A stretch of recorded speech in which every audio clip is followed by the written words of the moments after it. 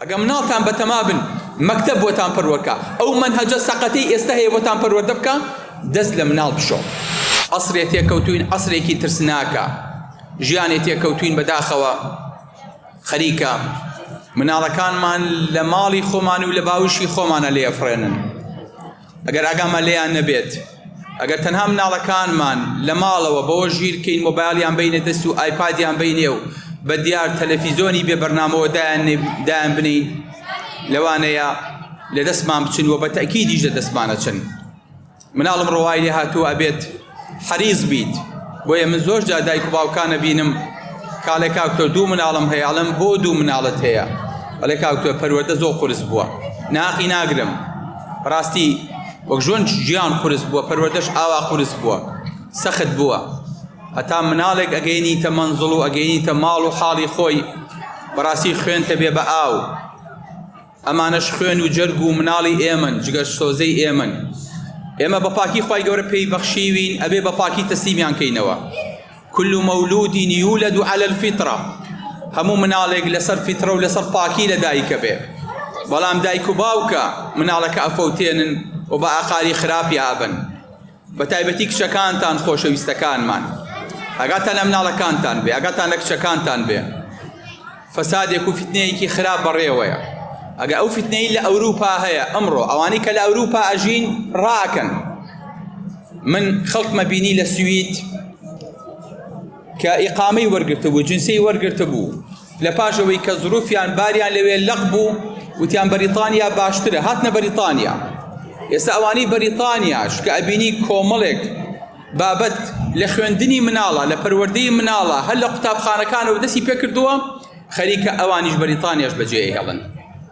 بەڕاستی ئەم فتنەیەش بەوێوە ناوەستێ کە گەیشتە ئەوێ ئەگاتە ئێرە. بۆیە ئەبێ زۆر حەریز بن.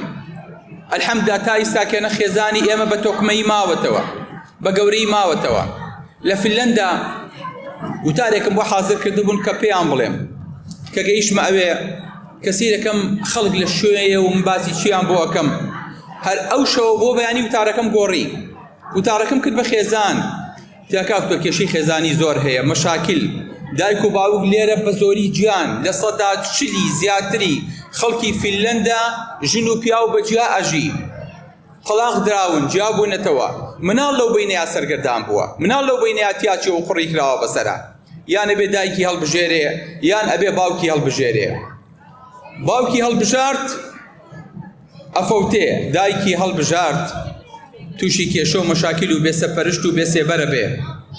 بۆیە بینی مناڵی ئەوێ قەت بە ئاسوودەیی پەروەردە نابێ. بۆیە مناڵ لەوێ نەدڵی بە دایک و باوک خۆشە، نە دایک و باوک دڵی پێی خۆشە. بۆیە لە کۆمەڵگەی ئێمەیە لە فەزڵی پەروەردگارە و دڵمان بەوە خۆشە منداڵەکانمان دەستیان بەسەراهێنین، ئاگامان لێیانە. کشێکمان هەیە هەتاوە کۆچێتە مارکێتەکە و یێتەوە چاومان لە دوایەتی بە دوایە ئەڕۆی ئاگادارین، هەتاوە کۆچێتە ماڵی دراوسێکە و یێتەوە شتێکمان بۆێنێ بە هەمان شێوە لە مەکتەبەکەی ڕەفیقایەتیەکەی، خزمایەتیەکەی، خوێندنەکەی، ئایپادەکەی، سۆشال میدیاکەی، بە دوای هەموویەوەی. ئەم حیسەی کە ئێمە هەمانە هیوادارین بەردەوام بێ و ئەم کۆمەڵگای کوردیە بۆ پاکیە بمێنێتەوە.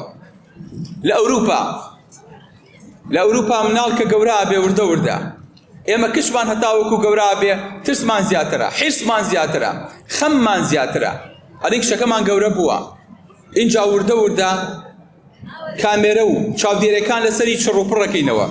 لە ئەوروپا کە مناڵ گەورە ئەبێگاتە تەمەنی 7 ساڵ کە گەیشتە 7 و یان دایکی یان باوکی یاخود ئەگەر پێکەوە بژین هەردووکیان بانگێکن، ئەڵێ کشم تاسی ئێمە تۆمان بەخێو کردووە، مەسرفمان تیا کردویت، پارەمان تیا سەرف کردویت، هەرچی لە مناڵیەوە بۆیان کردووە، لە شیری قوتۆکەوە هەتاوەکو گەورە بووە ئەیدەنەوە بە چاویان. بەڵامی تر وردە وردە کاتێەوە هاتۆ تۆ خۆ دەچیتە جامیعە، وردە وردە خۆت گەورە ئەبیت، کاتێەوە هاتۆ لەسەر پێی خۆ بۆستی.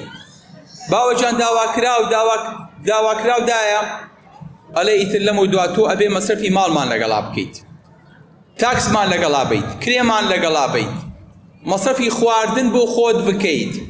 ئێمە تا ئێستا هێناومانە لەمە دوات تەحەمولت ناکەین.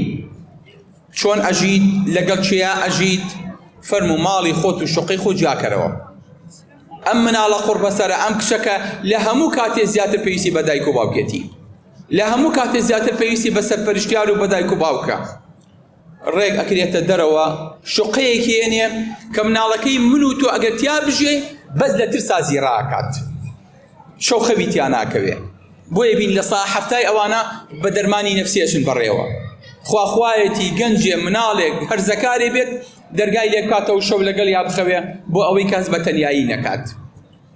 بەداخەواڵێم هەر کاتێک ئەم بێشەیە وای لێ هاو بێشکەی مناڵی ئێمە بوو بە بێشەی سەگ و گورگ بەڕاستی ژیان نامێنێ. بۆیە خۆشەویستەکانم هیوادارم حەریص بن لەسەر ئەم دەرزانە، لەسەر ئەم مادانە، بەقەدەر حیرسان لەسەر مەکتەب. حاسەبی مناڵەکە و مەکە چەند دەرەجە هێناوە، بۆ غایب بووی، بۆ مامۆستا گلەیریەوەی لە دەرزەیە، بۆ چوون بۆ کۆبوونەوەی باوکان و دایکان وتیان لە دەرزەکەی منا باش نییە، بۆ یەکەم نی لە پۆلەکەیە. ئەبێ پێش ئەوە یەکەمی مزگەوتی کەیت، یەکەمی ئێرەی کەی، یەکەمی دەورەی کەی، چکە ئەمەیە بۆ تۆ مێنێتەوە. قەسەم بەخوا مناڵەکە و خراپ بێ، لە ئاستێکی زۆر بەرزی دکتۆریا بێ، لە ئاستی زۆر بەرزی پرۆفیسۆریا بێ، بە یەک پول بۆ تۆ ناخوات. بۆ چکە ئەم دایک و باوکەی مناڵێک لە غەیری دین و بۆ غەیری خۆیان پەروەرداکەن، غەیری مەسلەحەت و بەرژەوەندی خۆی ناناسێت. لەبەرەوە حەریص نییە دایک و باوکی، منەتی بە دایک و باوکیشی نییە، دایکیشی منەتی پێی نییە. بۆیە کەسێک لە ئەوروپا بینیت سەگەکەی خۆشترەوێ لە مناڵەکەی، ئەڵێ بۆ من گەمژەم دانیشم مناڵ خەمەوە، جسمی خۆم تێک بەم، مەمکی خۆم تێک بەم، شیری بەمێ، ورگمی بۆ شۆڕکەمەوە، شەو نخونی بکەم، شەو بە دیاریەوە دانیشم شیری بۆ بکەم و دایبی پاکەمەوە. من ئەوە بێ عەقڵ نیم مناڵ خەمەوە. بۆیە کە مناڵێکێ بێت لەبەرەوەی کە لە ئیش ڕاکات، مناڵەکەش بەیانی منەتی بەم دایک و باوکە نابێ، هیچ سۆز و عاتفێ لە بینیانە دروست نابێ. دایکەکە ئەمرێ سەری هەفتە مناڵەکەی بە پۆستێکە زانێ دایکیان باوکی مردووە. لەبەرەوە دەستم دامێنتان ئەوەی کە ئێمە ئەیبینین ئەو فیتنەی بەڕێوەیە لەوێوە ئەگەر بگەیەتە ئێرە بەڕاستی تیاچین. بۆیە حەریص بن لەسەر لەشکی مناڵەکانتان، پەروەردەی مناڵەکانتان، ئەخلاقی مناڵەکانتان، زیاتر لە حیرستان لەسەرەوەی کە لە مەکتەب چۆنە و چی نییە. ئەمەتان بۆ ئەمێنێتەوە، ئەمە بۆ دنیا و قیامەتتان ئەمێنێتەوە. ئەو مناڵە ئیسلام فێرێکات ئەڵێ وقضى ربك ألا تعبدوا إلا إياه وبالوالدين إحسانا.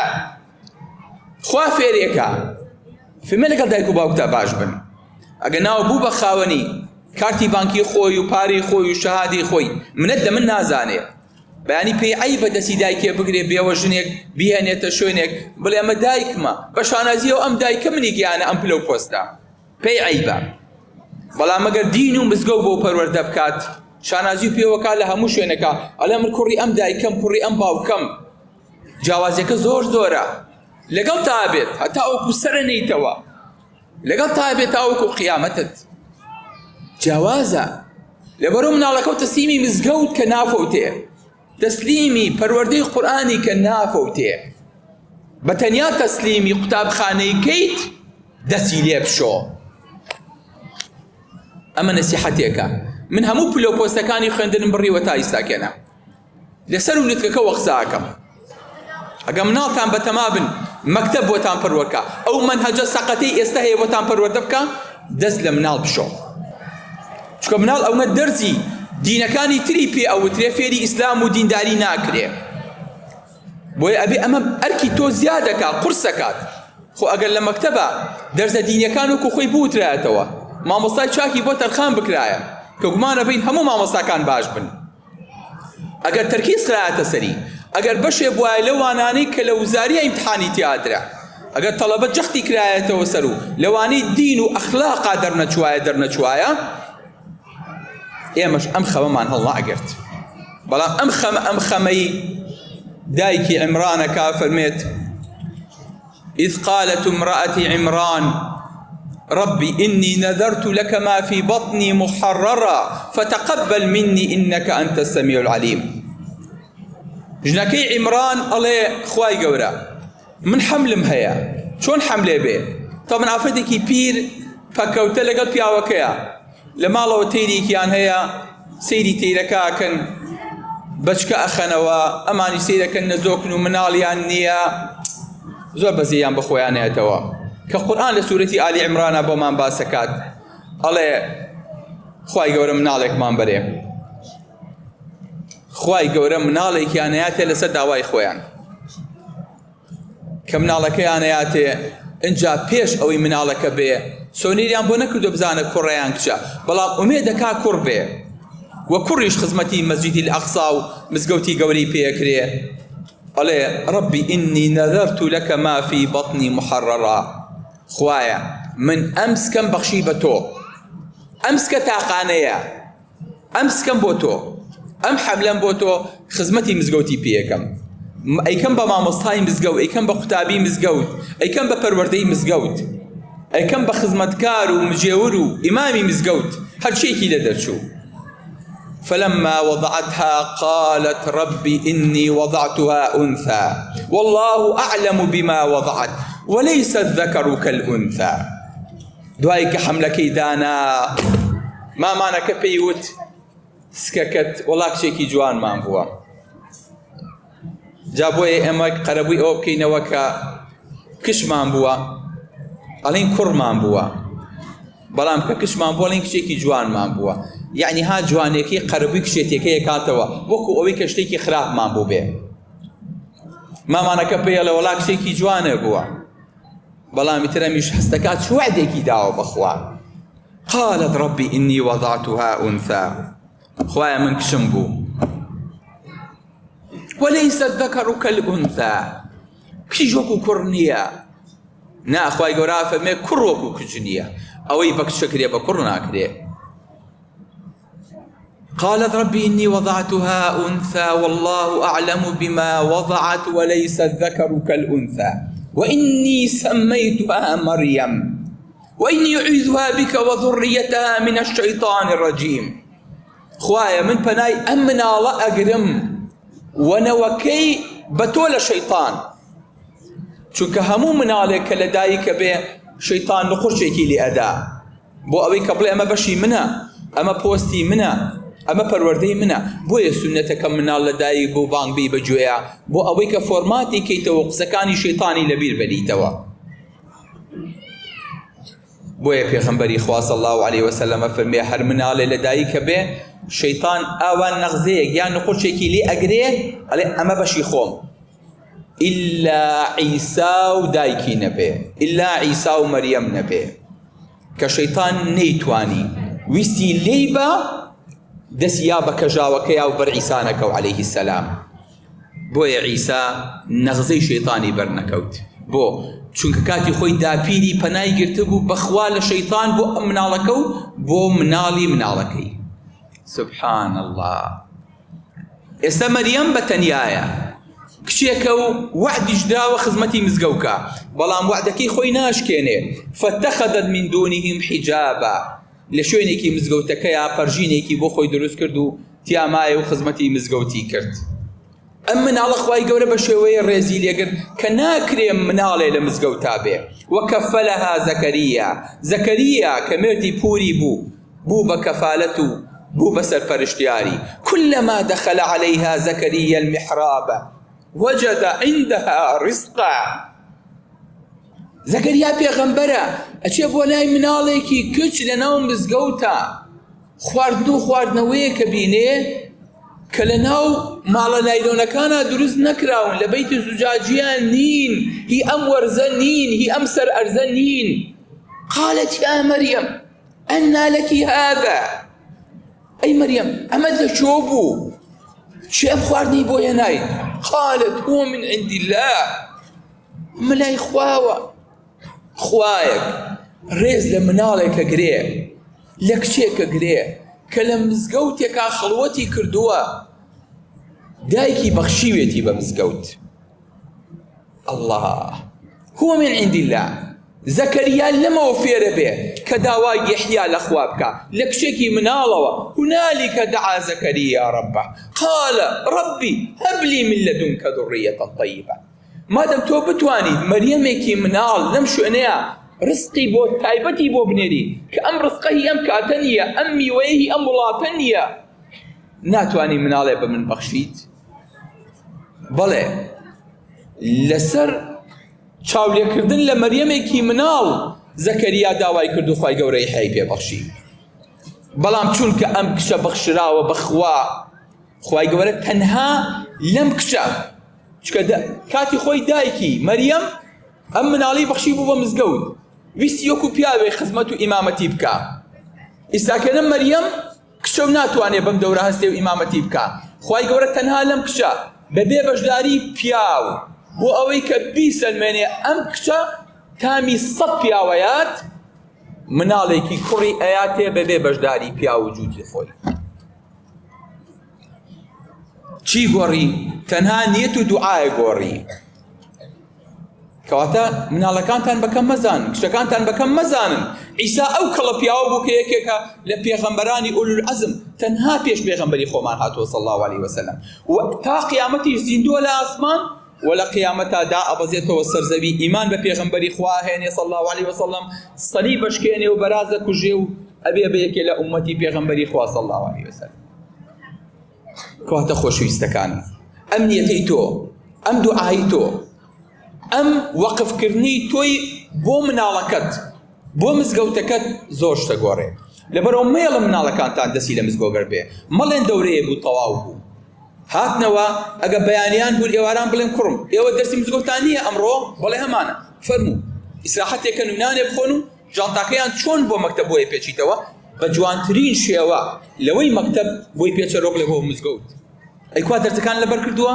قورئانەکە لەبەر کردووە وا دەکەی خوێنووە تەلەفۆن بۆ مامۆستاکەی کە حەریز بە لەسەری لەسەر ئەوە لێی تۆڕە بە لەسەر نوێژی بەیانی لێی تۆڕە بە لەسەر قورئان و حیجابەکەی لێی تۆڕە بە لەسەر پەروەردە ئیسلامەکەی لێی تۆڕە بە دواتر پەرژە سەر مەکتەبەکەی بۆیە خۆشەویستەکانم هیوادارم ئینشاءڵڵا ئەم مزگەوتە بێ بە مای نور ئەم مزگەوتە مزگەوتی دایکە ئێوەش ئەبێ لە ئاستی ئەم دایکایەتیە بن لە ئاستی ئەم ناوەیە بن دایکێک بن بەیانی مناڵەکەت لە قیامەتا دەست نەیاتە یەخەو بڵێ دایکە من چی لە ئایپاد و چی لە سەیارە و چی لە سپلیت و چی لە کۆمپیوتەر و چی لە دەرسی خصوصی و چی لە مەکتەبی نموزەشی بکەم فێری دەرس و مزگەوت و دینداری بکردمایە ئێستا بۆ خۆشم و بۆ تۆش ئیسفادەمە بوو ئێستا پێت خۆشە من بە بەرچاوی تۆوە بە کێشەکرێم بۆ ئاگر دەسەیاتە یەخەت لە قیامەتە ئاوا لەبەرەوە حەریز بن لەسەر پەروەردەی مناڵەکانتان بۆ ئەوەی کە ئینشاءڵڵا لە قیامەتە پێک شاد ببنەوە و لە بەهەشتا ژیانێکی هەتایی بەسەر بەرن خۆی گەورە نمونەتان زۆر کا سەرکەوتوو بن ئینشاءڵڵا دڵمان پێتان خۆشە ئینشاءڵڵا لەو دایکە بە سۆز و بەڕەحم و گەورانە بن کە ئیتر مناڵەکانیان ئومەتێک ڕزگارەکات ئێوازانن سەرمەسەبەکان چێن عادی چی ئەزانێ ئەوانەی کە سەرمەسەبەکانی دینی ئێمە چێن ئیمامی شافعی چیتر ئیمامی مالک ئافەریم ئەبوو حەنیفە سەرمەسەبەکان دەی ئیمامی شافعی ئیمامی ئەحمەد ئیمامی مالک ئیمامی ئەبوو حەنیفە ئێوە ئەزانن غەیری ئیمامی ئەبوو حەنیفە هەر سێ مناڵەکەی تر بە هەتیوی لە دایک بوون و دایکیان لە پشتیانەوە بۆ پەروەردەی کردوون